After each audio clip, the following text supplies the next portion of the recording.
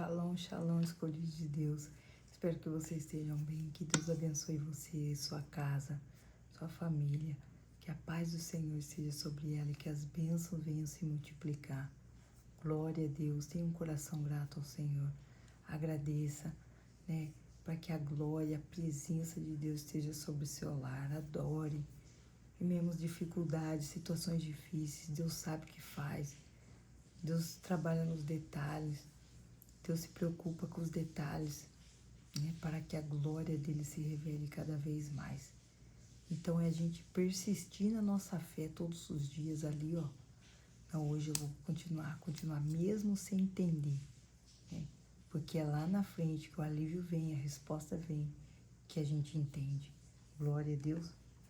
Hoje o Espírito Santo me direcionou uma palavra, uma revelação, né? Sobre os escolhidos do Senhor, para que a glória dele seja revelada ao povo. E sobre, está lá em Crônicas, 2 Crônicas, capítulo 4, do 5 ao 10 eu vou ler. Fala sobre cada item que compunha os objetos do templo, né, construído, né, pelo Salomão. E as coisas, cada item, cada coisa tem o seu significado. E são significados que eu pesquisei, né, sobre significado espiritual. Né? Cada coisinha, cada frase, né, tem um significado, não é à toa. Né? Entende-se, tudo que está na Bíblia tem um porquê, não é à toa. Né? Tudo tem um porquê. Então hoje eu vou, né, explicar para vocês em detalhes isso. Né? O versículo 5 diz assim: a grossura das paredes do tanque era de 4 dedos, a sua borda como a borda de um copo, curvando-se para fora como as pétalas de um lírio. A capacidade do tanque era de mais ou menos 60.000 litros. Né? Olha o que diz, né? O número 4, significado na Bíblia, pode ter vários significados, né? Incluindo referência à criação, aos pontos cardeais, a totalidade e autoridade divina. Em alguns contextos, o número 4 pode simbolizar a criação, como nos 4 cantos da terra. Também pode representar os pontos cardeais, norte, sul, leste e oeste, e por extensão a totalidade e a universalidade. A borda do copo, na Bíblia, possui um significado específico ou simbólico. No entanto, copos e taças são mencionados em diversos contextos, geralmente relacionados a banquetes e cerimônias, ou como metáforas para sofrimentos e bênçãos. Né? A borda do copo, né? A gente entende sofrimento e bênçãos. Taça e copo no Novo Testamento é usado frequentemente para o sofrimento de Cristo. Né? Quando Jesus ele fala sobre a cruz, ele fala sobre tomar um cálice. Então é um momento ali de sofrimento de Jesus. Olha o que diz o significado de lírio. Né? É um símbolo de pureza, beleza, inocência e a graça de Deus. Quando fala aqui, né, curvando-se para fora como pétalas de lírio, curvando para fora, é como se fosse de dentro para fora, uma pureza, uma inocência, uma graça de Deus, né, sobre essas pessoas. O lírio também é associado à ressurreição de Cristo, é a renovação espiritual, né? Como se fosse passar da morte para a vida em Cristo e uma renovação, um renovo espiritual de cura, transformação e libertação. Né? A beleza do lírio também é vista como um reflexo da beleza e da graça de Deus. Né? Olha que palavra linda, né? O significado de lírio, pureza, graça de Deus. Né? Fizeram, versículo 6, também 10 bacias, nas quais era lavado tudo que usava para o sacrifício dos animais. 5 bacias foram colocadas do lado sul do templo e 5 do lado norte. A água do tanque era para os sacerdotes se lavarem. Na Bíblia, bacia possui 2 significados principais e um literal, como recipiente para rituais ou higiene, outro símbolo relacionado à humildade e serviço. A pessoa vai refletir a humildade de Cristo e serviço ali, uma vida de rendição, de sacrifício, de renúncia, de vida com Deus, matando ali sua carne, e transmitindo a glória e a humildade de Cristo nas pessoas. Sacerdote refere-se a um indivíduo designado para oficiais rituais religiosos e interceder entre Deus e o povo, com responsabilidade de oferecer sacrifícios espirituais e proclamar o Evangelho. Os escolhidos de Deus, oferecendo sacrifício ali espiritual para que a glória de Deus seja revelada. Que palavra maravilhosa. Olha aí. Fizeram 10 candelabros de ouro, como havia sido ordenado. Eles foram colocados no templo, 5 do lado sul e 5 do lado norte. Fizeram também 10 mesas, que foram postas no templo, 5 do lado sul e 5 do lado norte. Fizeram também 100 vasilhas de ouro. O candelabro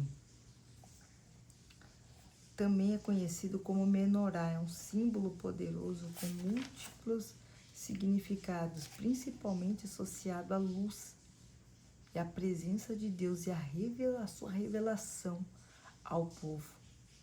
O candelabro com suas 7 lâmpadas acesas representa a luz de Deus, a iluminação espiritual que ele oferece, e também uma representação do Espírito Santo e dos seus dons que guiam e iluminam o caminho dos fiéis. A representação do Espírito Santo e dos seus dons espirituais,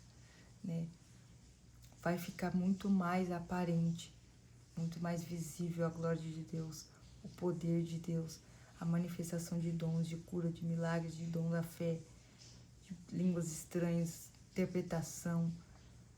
Vai ser assim um poder glorioso do Espírito Santo entre os seus escolhidos de Deus. Em um contexto espiritual, a mesa frequentemente simboliza comunhão, união, partilha. É um espaço de encontro, onde se celebra a vida, se fortalece laços e se compartilham momentos importantes. A mesa também pode representar momentos importantes. A mesa também pode representar a presença de Deus e a oportunidade de reflexão sobre a própria vida e a relação com o próximo. Ai, que lindo. Glória a Deus. Em um contexto espiritual, vasilhas podem simbolizar a capacidade de receber a graça e bênçãos divinas, ou a nossa fé e disposição para receber o que Deus tem para nós. Esse texto de falar sobre as vasilhas, eu lembro da viúva, que o profeta Eliseu falou: pegue o máximo de vasilhas que você conseguir na vizinhança, para que a gente possa o milagre acontecer. E o tanto que ela conseguiu de vasilhas foi o tanto que foi de milagres. Então a gente entende que o tamanho da nossa fé, o tamanho do que a gente acredita que Deus pode fazer, Deus vai fazer conforme o tamanho da nossa fé. Se a nossa fé é muito alta, Ele vai fazer de acordo com a sua fé alta. Se a sua fé é mais ou menos, vai fazer um milagre conforme a sua fé. Então não há limites para Deus, nada é impossível. Então por isso que a gente tem que sempre aumentar nossas expectativas, aumentar nossa fé. Falar: Senhor, eu creio no muito mais que isso, porque o Senhor pode fazer. Então, o tanto daquela vasilha que a moça conseguiu arrecadar, a viúva, ela foi multiplicando o azeite, quando acabou as vasilhas, acabou o milagre. Olha que poderoso, né? Parou de cair o milagre. Falou que tinha feito 100 vasilhas, né? O número 100, no contexto espiritual, geralmente simboliza totalidade, perfeição e conclusão de um novo começo. É frequentemente associado à plenitude e à conclusão de um ciclo, marcando o fim de uma etapa e o início de outra, com potencial para o crescimento e novas realizações. O que eu entendo dessa palavra é quando, né, a palavra diz em 2 Coríntios capítulo 5, versículo 17, que diz que se alguém está em Cristo, nova criatura é. As coisas velhas já se passaram, eis que tudo se faz novo. Quando falam fim de uma etapa e o início de outra, para um crescimento e novas realizações. Né? Você é outra vida em Cristo, você morre para o mundo e vive para Deus, né? Com realizações, com esperança, com fé, com renovação espiritual, cura, transformação. Então é tudo novo, é tudo totalmente diferente. Então é como se fosse um fim de uma etapa para um novo recomeço. Né? Glória a Deus por essa palavra. Versículo 9. Construíram um pátio interno para os sacerdotes e o pátio principal. As portas do pátio foram revestidas de bronze. Né? A gente entende aqui, né? Até o pátio tem um significado, né? E as portas de bronze. Então tudo tinha um significado dentro do templo. Nada foi por nada, né? Porque Deus, ele é perfeito e detalhista em tudo. Em termos espirituais, um pátio, especialmente no contexto do tabernáculo bíblico, representa um espaço de transição e preparação, onde ocorre a aproximação inicial de Deus no início de jornada espiritual. É o local onde se entra em contato com a santidade de Deus, onde sacrifícios são oferecidos, onde se inicia a jornada de adoração do serviço. Glória a Deus. Em um contexto espiritual, o pátio interno pode ser visto como um símbolo de refúgio, introspecção, conexão com o interior. Ele representa o espaço protegido e privado, onde se pode buscar a paz, equilíbrio, autoconhecimento, muitas vezes associado à busca do paraíso perdido, à reconexão com a natureza divina. No contexto espiritual, o pátio principal muitas vezes é referido como átrio, pode simbolizar um local de transição e purificação, preparação para algo mais profundo e sagrado. É um espaço intermediário entre o exterior e o interior, representando a necessidade de pessoas por um processo de limpeza e avaliação antes de se aproximar do cerne da fé ou da verdade espiritual. Glória a Deus. O pátio, olha, era um local de transição para purificação. Em um contexto espiritual, as portas de bronze podem simbolizar força, proteção e justiça, superação de obstáculos. Né? A cor bronze em si é associada à estabilidade e conexão com o divino, enquanto que na Bíblia o bronze é frequentado ligado à justiça e à proteção de Deus. Olha que lindo. O bronze, sendo metal resistente, pode representar a força para enfrentar desafios, proteção divina contra forças negativas. Então ali a proteção de Deus com seus escolhidos contra potestades e principados, porque essa é a nossa luta. A nossa luta não é contra a carne, né? Mas Deus vai estar ali, ó, na justiça, na superação, fazendo a gente passar obstáculo por obstáculo, fase por fase, né? E Ele ali todo o tempo nos ajudando, nos protegendo, nos guiando, nos fortalecendo, nos renovando, porque Deus é poderoso. E diz o versículo 5, o tanque foi colocado no canto sudeste do templo. Olha que palavra poderosa. E tem um significado, né? Colocar no canto sudeste do templo. né? Olha que revelações poderosas sobre cada item, né, que compõe o templo, o significado deles, o porquê, né? Tudo tem um porquê e é referente aos escolhidos de Deus, né? O que Deus vai fazer passo a passo, né? Para que a glória se manifeste, o poder, né? A graça, né?